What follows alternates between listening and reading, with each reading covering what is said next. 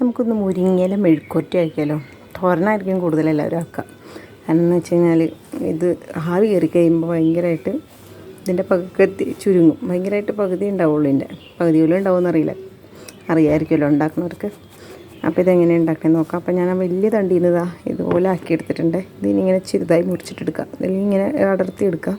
പക്ഷെ വലിയ കട്ടിയുള്ളത് മാറ്റുണ്ടോ തണ്ട്, അല്ലെങ്കിൽ ഇങ്ങനെ തൊണ്ടയ്ക്ക് പിടിച്ചാലോ. അപ്പോൾ നോക്കാം എങ്ങനെ ആക്കണമെന്ന്. ഞാൻ മൊത്തത്തിലങ്ങ് തണ്ടൊന്നും അങ്ങനെ എടുക്കുന്നില്ല കേട്ടോ. ഇത് കട്ടി കുറഞ്ഞ തളിരില്ലേ, അതാണ്. അതിങ്ങനെ ചെറുതായി മുറിച്ചെടുക്കാം. അപ്പോൾ കുറച്ചൊക്കെ നോക്കി എടുക്കുന്നുള്ളൂ, വല്ലാണ്ട് അങ്ങനെ നോക്കി എടുക്കാൻ പറ്റില്ല. പിന്നെ ഇതൊക്കെ കൊണ്ടായിരിക്കും എല്ലാവർക്കും മടിയായിരിക്കുമല്ലോ മുരിങ്ങയില വയ്ക്കാനൊക്കെ. ഫ്രീ ആയിട്ട് കിട്ടിയാലും കുറച്ച് പണിയുണ്ടല്ലോ. ജസ്റ്റ് ഇതിങ്ങനെ വെച്ചിട്ട് എടുക്കുന്നുള്ളൂ കേട്ടോ. ചിലരിങ്ങനെ മുറിച്ചാൽ കയ്പ്പ് വരുന്നു. അങ്ങനെ കയ്പ്പൊന്നും തോന്നിയിട്ടില്ല. ഞാനിങ്ങനെ ആക്കലുണ്ട്, കയ്പ്പൊന്നും വന്നിട്ടില്ല. ഇപ്പോൾ ഇതാ ഞാൻ മുരിങ്ങയില വല്ലാണ്ട് മുറിച്ചിട്ടൊന്നുമില്ല, ഇതുപോലെ ആക്കിയെടുത്തിട്ടുണ്ട് കേട്ടോ. 2 പച്ചമുളക് ഇടുന്നുണ്ട്. അത് ഞാൻ പറഞ്ഞ മെഴുക്കുവരട്ടിയാന്ന് പറഞ്ഞു. ഭയങ്കര സിമ്പിളത്. മുരിങ്ങയിലൊക്കെ വീട്ടിലുണ്ട്. ഇത് മുറിക്കാനൊക്കെ മടിയുണ്ടെങ്കിൽ ഇതുപോലെ ആക്കിയെടുക്കാം. പിന്നെ തണ്ട് ഭയങ്കരമായ തണ്ട് ഉണ്ടെങ്കിൽ മാത്രമേ കളയണ്ടൂ. ഇതൊക്കെ ഉണ്ടെങ്കിൽ പൊട്ടിക്കാൻ പറ്റുന്നതാണ്. അപ്പോൾ അത് വെന്തും കൂടി കഴിയുമ്പോൾ കുറച്ചുകൂടി സോഫ്റ്റ് ആവുമല്ലോ. വലിയ തണ്ട് മാത്രമേ കളയൂ. ഞാൻ ഇങ്ങനെ എടുക്കൽ. പിന്നെ ഇത് മുറിച്ചിട്ടൊക്കെ എടുക്കണ്ടേ. അപ്പോൾ നമുക്ക് ഉണ്ടാക്കാം. അത് പാൻ നല്ലപോലെ ചൂടായിട്ടുണ്ട്. നമുക്ക് ആദ്യം വെളിച്ചെണ്ണ ഒഴിക്കാം. വെളിച്ചെണ്ണ ആവശ്യത്തിന് ഒഴിച്ച് കൊടുക്കാം. കുറച്ച് നന്നായിട്ട് ഒഴിക്കണം, നല്ലത്. അങ്ങനെ ചുറ്റിച്ച് കൊടുക്കാം എല്ലാം അവിടെ ആവാൻ വേണ്ടിയിട്ട്. പിന്നെ എന്നിട്ട് ഇതിടാം. ഇത്രേ ഉള്ളൂ. ഞാൻ കടുകൊന്നും പൊട്ടിക്കുന്നില്ല. അതാ പറഞ്ഞ തോരൻ നല്ല ചൂടായതിൻ്റെ കൊണ്ടുവന്നിട്ടേക്കുന്നു.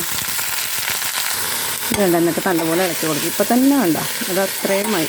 ഇത് നല്ല സ്മെല്ലാണെന്നറിയോ. മുരിങ്ങയിലയുടെ സ്മെല്ല് ഇഷ്ടമുള്ളവർക്ക് ഇത് ഇഷ്ടമാവും. നല്ല സ്മെല്ലാണ് വെളിച്ചെണ്ണയിൽ കിടന്നിട്ടുള്ളത്. ഇനി നമുക്ക് കുറച്ച് മഞ്ഞൾപ്പൊടി ഉപ്പും കൂടി ഇതിലിട്ട് കൊടുക്കണം. ഇതാകെ ഇത്രയല്ലേ ഉള്ളൂ. അപ്പോൾ ഒരു ലേശം മഞ്ഞൾപ്പൊടി ഇട്ട് കൊടുക്കാം. പിന്നെ കുറച്ച് ഉപ്പ്, ഒരു ലേശം എന്ന് പറഞ്ഞാൽ ഇലക്കറികളിൽ വളരെ കുറച്ച് ഉപ്പിടാൻ പാടുള്ളൂ, അല്ലെങ്കിൽ ഉപ്പ് കുടിക്കും. നമ്മൾ സാധാരണ ഇതിലൊക്കെ ഇടുന്ന അത്രയൊന്നും ഇലക്കറികളിൽ ഇടാൻ പാടില്ല. അപ്പോൾ ഇതിടാൻ നന്നായിട്ട് മിക്സാക്കിയിട്ട് ഇതിങ്ങനെ തന്നെ എന്താ പറയുക, നമ്മൾ സിമ്മിലിട്ടിട്ട് ഇങ്ങനെ തന്നെ ആക്കിയെടുക്കാം കേട്ടോ. നല്ല ടേസ്റ്റാണ്, നല്ല സ്മെല്ലുമാണ് ആ വെളിച്ചെണ്ണയിൽ അങ്ങനെ വറുത്തതിൻ്റെ. കുറച്ചും കൂടി വേണമെങ്കിൽ വെളിച്ചെണ്ണ ഒഴിക്കാം. ലേശം കൂടി വെളിച്ചെണ്ണ ഒഴിക്കുന്നുണ്ട്. വെളിച്ചെണ്ണ കുറച്ചിങ്ങനെ മുന്നിൽ നിൽക്കുന്നതാണ് ഇതിൻ്റെ ടേസ്റ്റ്.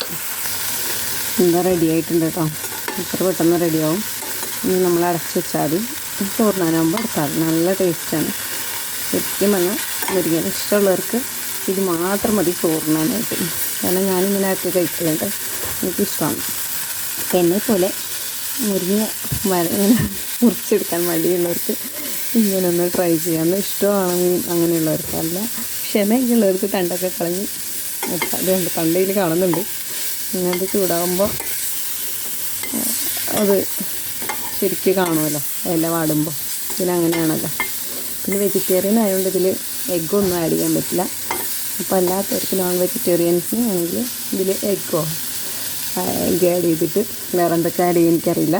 അപ്പോൾ അതുകൊണ്ട് എഗ്ഗൊക്കെ ആഡ് ചെയ്തിട്ട് കഴിക്കാം. ഞാനിങ്ങനെ തന്നെ പണ്ട് തൊട്ടേ ഉണ്ടാക്കി കഴിക്കല്.